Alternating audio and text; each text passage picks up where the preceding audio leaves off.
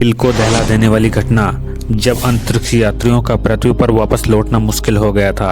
11 अप्रैल 1970 America के Kennedy space centre से Apollo 13 mission के लिए रॉकेट लॉन्च होता है।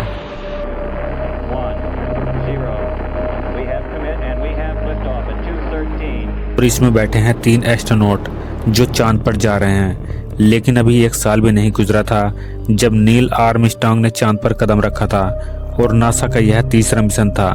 पिछले 2 मिशन के सक्सेस को देखकर इस रॉकेट में बैठे एस्ट्रोनॉट बड़े ही कॉन्फिडेंट थे अपने इस मिशन को लेकर और अपने सपने को लेकर, चांद पर कदम रखने का सपना। लेकिन ये अब तक इस बात से बेखबर थे कि इनका यह सपना कभी हकीकत नहीं बनेगा। 13 अप्रैल 1970 को जब इनका स्पेसक्राफ्ट धरती से करीब 3,30,000 किलोमीटर दूर था, अचानक से इन्हें एक धमाके की आवाज़ सुनाई देती है। एक बहुत बड़ा धमाका जिससे पूरा स्पेसक्राफ्ट हिल जाता है। कुछ ही सेकंड के अंदर कई अलार्म बजने लगते हैं और लाइटें जलने लगती हैं। पता चलता है कि इनका एक ऑक्सीजन टैंक पूरी तरीके से फट चुका है और दूसरे ऑक्सीजन टैंक में हवा बड़ी तेजी से कम होती जा रही है। धरती पर बैठे मिशन कंट्रोलर्स को यकीन नहीं होता। उन्हें लगता है कि इंस्ट्रूमेंट खराब होंगे, लेकिन स्पेसक्राफ्ट में बैठे एस्ट्रोनॉट उन्हें देखकर बताते हैं कि उन्हें खिड़की से सब दिखाई दे रहा है कि हवा लीक हो रही है। दूसरी तरफ दिखाई देता है कि इस धमाके की वजह से यह स्पेसक्राफ्ट रास्ते से इतना भटक गया है कि यह हर सेकंड पृथ्वी से लगातार दूर होता जा रहा है। कुछ ही घंटों के बाद अपोलो 13 में बैठे एस्ट्रोनॉट धरती से इतना दूर पहुंच जाते हैं कि एक नया रिकॉर्ड बन जाता है। आज के दिन तक कोई भी इंसान धरती से इतना दूर नहीं गया है जितने यह 3 एस्ट्रोनॉट गए। अपोलो 13 मिशन के दौरान चांद पर लैंड करना तो छोड़ो, अब सवाल इस बात का है कि क्या ये धरती पर जिंदा वापस आ भी सकते हैं। सन 1961 में American president John F Kennedy ने दुनिया के सामने वादा किया था कि वो दशक खत्म होने से पहले इंसानों को चांद पर पहुंचा देंगे। उस वक्त अमेरिका और सोवियत यूनियन के बीच में एक रेस चल रही थी, एक स्पेस रेस। कौन टेक्नोलॉजी के मामले में सबसे आगे निकलेगा। सन 1969 में अपोलो 11 और अपोलो 12 दोनों मिशन सक्सेसफुल रहते हैं। एस्ट्रोनॉट न सिर्फ चांद पर कदम रखते हैं बल्कि धरती पर सेफली वापस भी आ जाते हैं। जो वादा कैनेडी ने किया था वह पूरा होता है, लेकिन इसका एक साइड इफेक्ट होता है। इसके एकदम बाद लोगों का जो इंटरेस्ट था और सरकार का जो इंटरेस्ट था स्पेस में पैसा खर्च करने का, वह बड़ी तेजी से नीचे गिरता है। लोग बड़े एक्साइटेड थे इंसान को चांद पर कदम रखता देखकर, लेकिन दूसरी बार, तीसरी बार, चौथी बार लोगों की इतनी एक्साइटमेंट नहीं बनी रह सकती। इस प्रकार अमेरिकन सरकार नासा का बजट कट कर देती है और कई फ्यूचर मिशन जो आने वाले सालों में प्लान किए गए थे, जैसे कि अपोलो 20, उन्हें कैंसिल कर दिया जाता है। इसलिए अपोलो 13 का मिशन एक बड़े ही क्रूशियल टाइम पर आता है स्पेस ट्रैवल के इतिहास में। नासा को अमेरिका सरकार को प्रूव करना था कि स्पेस में पैसा खर्च करना अभी भी वर्थ इट है। इसलिए अपोलो 13 का प्राइमरी मिशन ऑब्जेक्टिव था न कि इंस्पेक्टिव और सर्वे करना चांद की मिट्टी की नहीं बल्कि इंसानों की कैपेबिलिटी भी डेवलप करना चांद के एनवायरनमेंट में। अपोलो 13 के स्पेसक्राफ्ट का डिजाइन ठीक ऐसा ही रहा जैसे पिछले स्पेस मिशन का रहा था। मेनली 4 कंपोनेंट थे: command module, service module, lunar module और लॉन्च एस्केप सिस्टम। स्पेसक्राफ्ट को एक सैटर्न वी रॉकेट पर रखकर लॉन्च किया गया।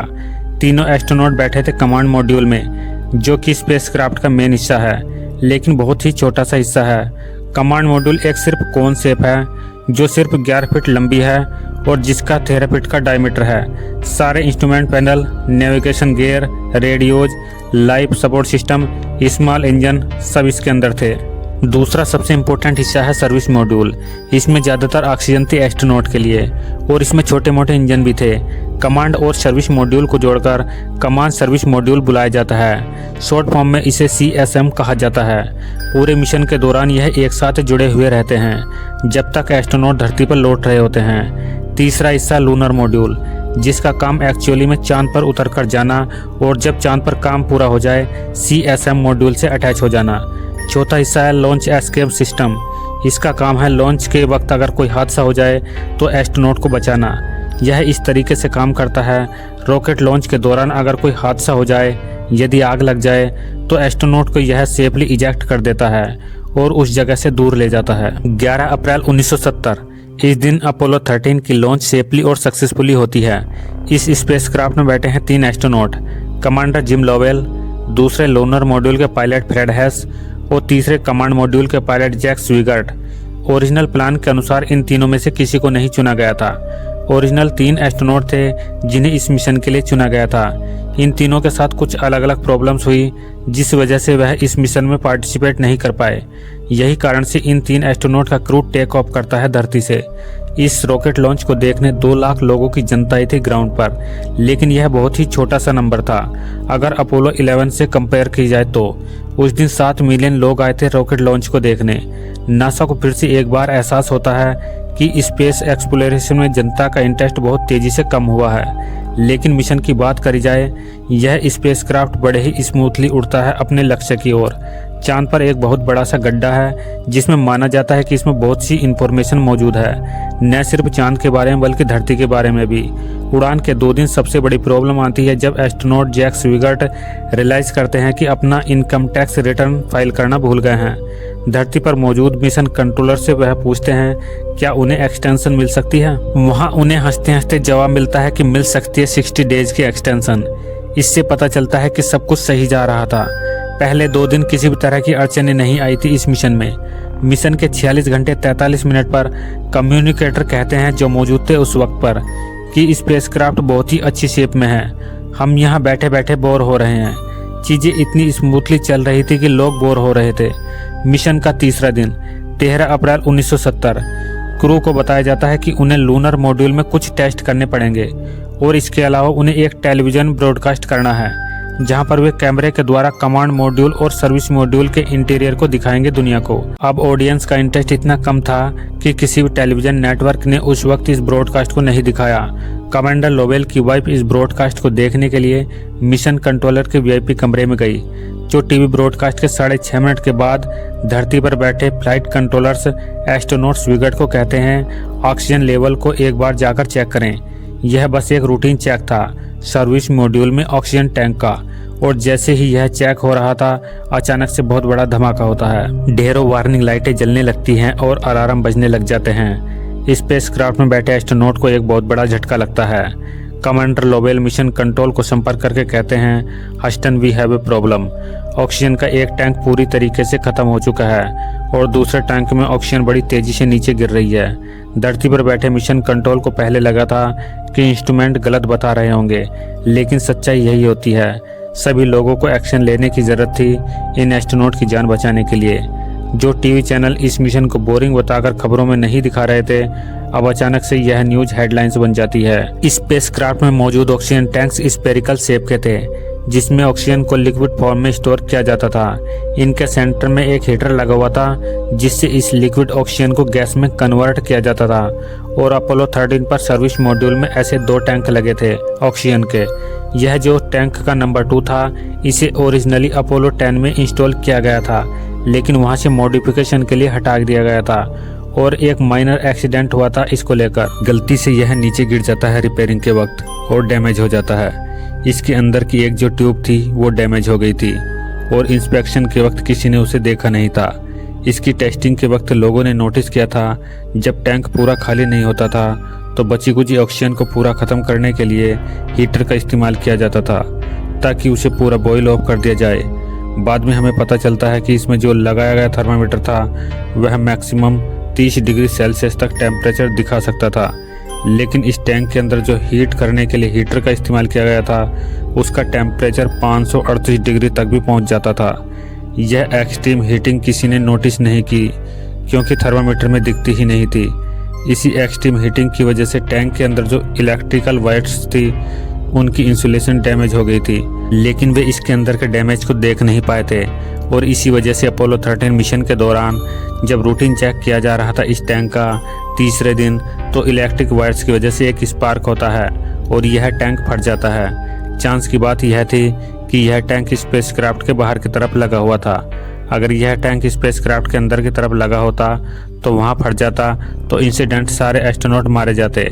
क्योंकि यह बाहर लगा था तो एक्सप्लोजन बाहर की तरफ हुआ था। सर्विस मॉड्यूल में सिर्फ 13 फुट का एक पैनल डैमेज हुआ था। इसके अलावा और क्या कुछ डैमेज हुआ था इस स्पेसक्राफ्ट में एस्ट्रोनॉट इतने श्योर नहीं थे। अब सभी को एक बहुत बड़ा फैसला लेना था, धरती पर वापस लौटने का कौन सा रास्ता लिया जाए। फास्टेस्ट तरीका धरती पर वापस लौटने का था कि स्पेसक्राफ्ट को उल्टा घुमा लिया जाए, लेकिन ये करने के लिए सर्विस मॉड्यूल के इंजन को चालू करना पड़ेगा। इंजन जहां पर लगा था वह जगह काफी करीब थी उस जगह से जहां CSM मॉड्यूल में धमाका हुआ था। कोई नहीं जानता था कि इंजन डैमेज हुआ या नहीं। दूसरा तरीका धरती पर वापस लौटने का, चांद की ओर सर्कल करके फिर वापस लौटकर धरती की ओर जाया जाए और इसमें सर्विस मॉड्यूल के इंजन को चलाने की जरूरत नहीं पड़ेगी।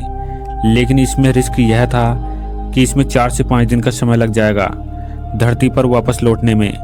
क्या एस्ट्रोनॉट के पास इतनी ऑक्सीजन और इतना पानी बचा है? नासा के फ्लाइट डायरेक्टर जहां पर दूसरा ऑप्शन चुनते हैं, लंबा रास्ता लिया जाएगा। एस्ट्रोनॉट को कहा जाता है कि CSM मॉड्यूल को शट डाउन कर दें इमीडिएटली और वापस लौटते समय वह लूनार मॉड्यूल को एक लाइव बोट की तरह इस्तेमाल करें। यह डिसीजन काफ़ी सेफ ऑप्शन था, लेकिन इसमें भी कई प्रॉब्लम्स थी। लूनार मॉड्यूल के इंजन को इस तरह से डिजाइन किया गया था कि इसमें 2 एस्ट्रोनॉट बैठ पाएं करीब 20 घंटों के लिए। जैसा कि हमने अभी आपको बताया कि उसका ओरिजिनल पर्पस था चांद पर लैंड करके वापस CSM मॉड्यूल से अटैच हो जाना, लेकिन यहाँ पर एक्सपेक्ट किया जा रहा था कि 3 लोग बैठेंगे लूनार मॉड्यूल के अंदर 4 से 5 दिन तक। लूनार मॉड्यूल के इंजन को भी इस तरह से डिजाइन नहीं किया गया था कि इसे बार बार फायर किया जा सके। तो अपनी सप्लाई और एनर्जी बचाए रखने के लिए एस्ट्रोनॉट को कहा जाता है कि स्पेसक्राफ्ट में मौजूद सारे नॉन इसेंशियल सिस्टम को शट डाउन कर दें, इंक्लूडिंग जो हीटर लगाए गए हैं उसके अंदर। बिजली बचाना बहुत ही ज़रूरी है यहाँ पर। इस प्लान के अनुसार एस्ट्रोनॉट लूनार मॉड्यूल के अंदर बैठ जाते हैं और पहली बार लूनार मॉड्यूल के इंजन को फायर किया जाता है। जब इंजन को चालू किया जाता है तो उसे बर्न कहा जाता है। तो पहला बर्न करते हैं ये अपने नए रास्ते पर आने के लिए। इस बर्न की वजह से ये चांद की दूसरी तरफ पहुंच जाते हैं, the far side of the moon. यह दुनिया के पहले इंसान बन जाते हैं धरती से इतना दूर जाने वाले, और इस रिकॉर्ड को आज तक कोई नहीं तोड़ पाया। अपने फर्देस्ट पॉइंट पर यह धरती से करीब 4,171,000 किलोमीटर दूर थे। अगर ये इसी रास्ते पर बने रहें तो ये धरती पर पहुंच जाएंगे करीब 153 घंटे में आफ्टर लॉन्च। लेकिन यह टाइम मार्जिन बड़ा ही रिस्की था। अगर इतने समय बाद ये धरती पर पहुंचेंगे तो जो खाना पानी मौजूद है और जो ऑक्सीजन मौजूद है एस्ट्रोनॉट के लिए वह सिर्फ 1 घंटे की बचेगी। ग्राउंड पर मौजूद नासा की टीम का मानना था ये टाइम मार्जिन बहुत कम है। इन एस्ट्रोनॉट से कहा जाता है कि लूनार मॉड्यूल के इंजन को दूसरी बार बर्न करो। मिशन कंट्रोल में बैठे इंजीनियर ने बहुत सारी कैलकुलेशन की थी यह पता लगाने के लिए कि लूनार मॉड्यूल का इंजन दूसरी बार बर्न को हैंडल कर भी पाएगा या नहीं। यह कैलकुलेशन सही प्रूव होती है जब दूसरी बार बर्न किया जाता है, जिसकी मदद से 153 घंटे का फ्लाइट टाइम 143 घंटे पर आ जाता है। इससे पहले एस्ट्रोनॉट रिलैक्स होकर बैठ पाएं। दूसरी सबसे बड़ी प्रॉब्लम सामने आती है जब नासा की टीम एस्ट्रोनॉट को बताती है कि स्पेसक्राफ्ट के इंजन को एक बार और यानी तीसरी बार बर्न करो, जबकि स्पेसक्राफ्ट के इंजन को सिर्फ एक बार बर्न के लिए बनाया गया था और इस तरह स्पेसक्राफ्ट तीसरा बर्न भी सहन कर पाता है। और जब स्पेसक्राफ्ट धरती के वातावरण में एंटर करता है तो उनका नासा की टीम से कनेक्शन टूट जाता है। पूरा देश और सभी लोग टीवी पर देख रहे थे। बहुत देर तक इंतजार करने के बाद सबको यही लगता है कि शायद एस्ट्रोनॉट जिंदा नहीं बच पाए, क्योंकि उनकी तरफ से कोई जवाब नहीं आ रहा था। और इस तरह इंतजार करते करते 4 मिनट 27 सेकंड के बाद एस्ट्रोनॉट की तरफ से जवाब आता है कि वे सुरक्षित हैं और इस तरह तीनों एस्ट्रोनॉट की जान बच जाती है।